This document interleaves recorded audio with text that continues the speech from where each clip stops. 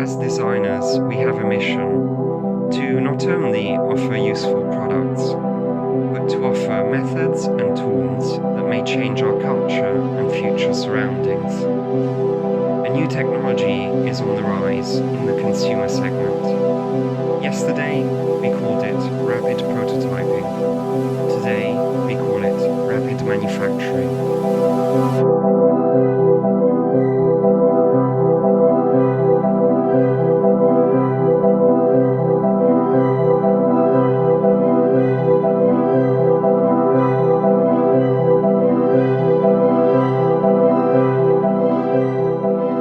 Additive manufacturing is effectively bridging the gap between the digital realm and our world, making us feel more and more connected to what we observe inside our screens.